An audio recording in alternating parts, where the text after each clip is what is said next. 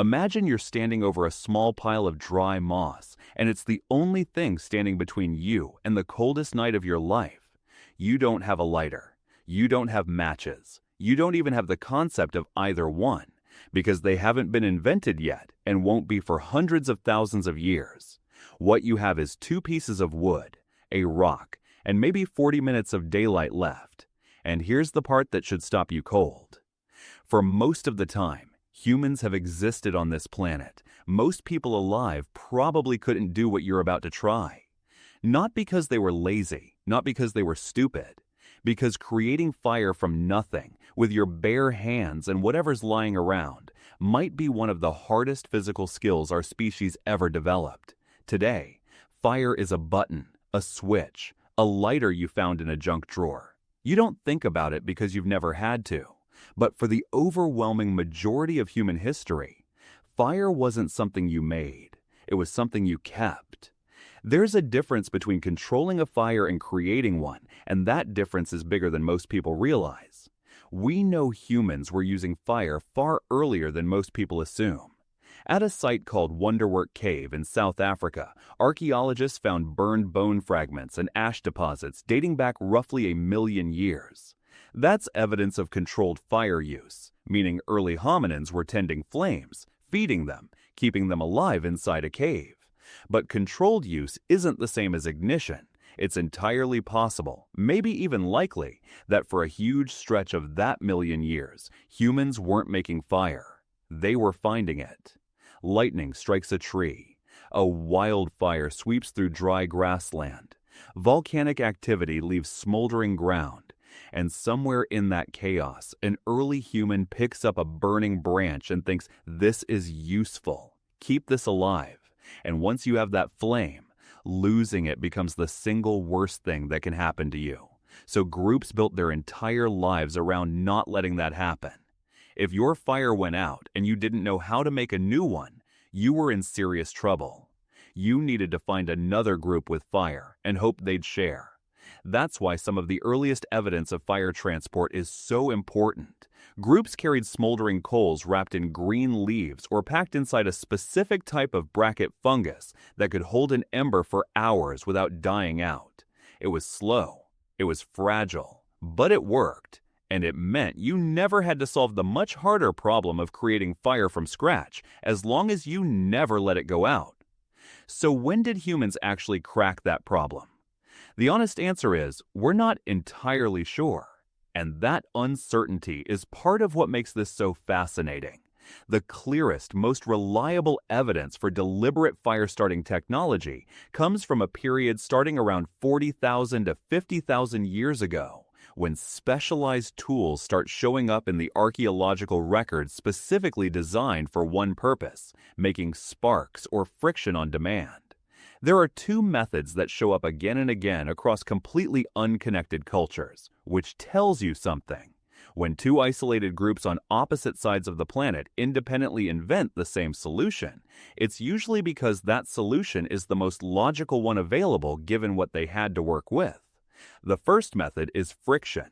You take a spindle, a straight piece of dry wood, and you spin it rapidly against a flat piece of wood called a hearth board, using your palms, a bow, or a strap.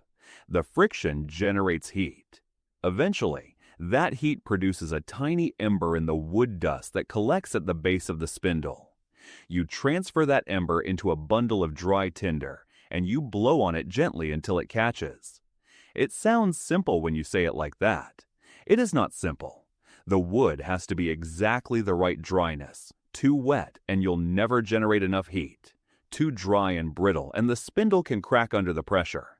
The technique requires sustained, consistent speed for minutes at a time, which is exhausting, and if you slow down even slightly, the heat dissipates and you have to start over. Experienced modern practitioners using traditional methods can still take 10 to 20 minutes to get an ember under good conditions. Under bad conditions, wet wood, cold hands, wind, it can take an hour or simply fail entirely. The second method is percussion, striking two hard materials together to throw sparks directly into tinder. This is where iron pyrite comes in, a mineral that when struck against flint or another hard stone at the right angle, throws off a shower of tiny hot sparks.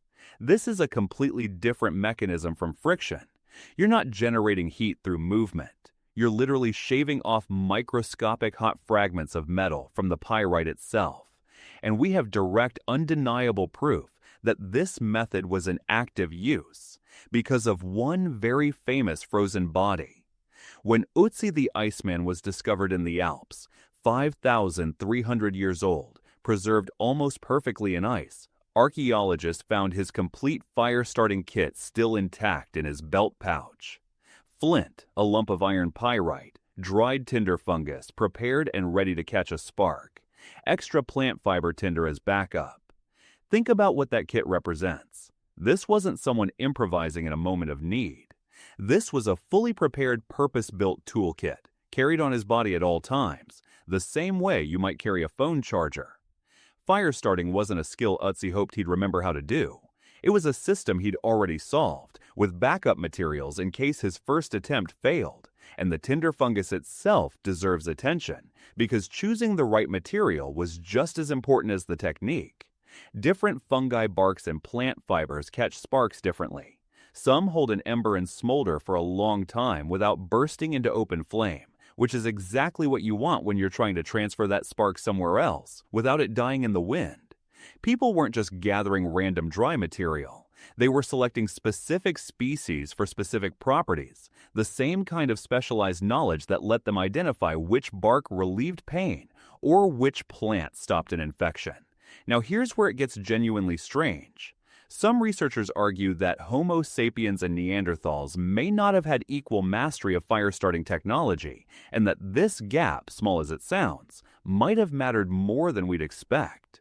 Sites associated with Neanderthals show less consistent evidence of fire use across different time periods and climates, which has led some archaeologists to propose that Neanderthals may have relied more heavily on captured natural fire and careful conservation rather than reliable on-demand ignition. If true, that would mean during colder stretches, when natural fire sources became scarce, Neanderthal groups may have faced fire shortages that Homo sapiens groups, with more reliable fire-starting methods, didn't face in the same way.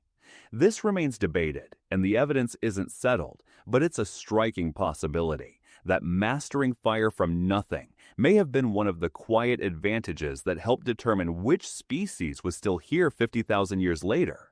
Because once you can reliably make fire on demand, everything changes. You're no longer hostage to keeping one flame alive forever. You can move into colder climates you couldn't survive in before. You can cook food that would otherwise be indigestible or dangerous, unlocking calories your body couldn't access raw. You can extend the day past sunset, giving groups hours of usable light for tool-making, storytelling, teaching. You can keep predators away from a new campsite on the very first night, instead of needing to already have fire when you arrive. Fire-starting technology didn't just solve a problem, it removed a permanent source of existential risk that had shaped every decision human groups made for hundreds of thousands of years. No more sending runners to find another group's flame. No more entire winters spent anxious about a single dying ember. No more losing everything because of one bad rainstorm. And it happened slowly, unevenly, probably independently in multiple places, refined over unimaginable stretches of trial and failure. Someone, somewhere, struck two rocks together for the 1,000th time and finally understood which angle mattered. Someone else noticed that a specific fungus held a spark longer than anything else they'd tried. None of it was written down. None of it was taught in a lesson. It was passed hand to hand, generation to generation, refined the same slow way every piece of ancient survival knowledge was refined, through people who had no other option but to keep trying. So the next time you flick a lighter without thinking about it, remember what that spark actually represents.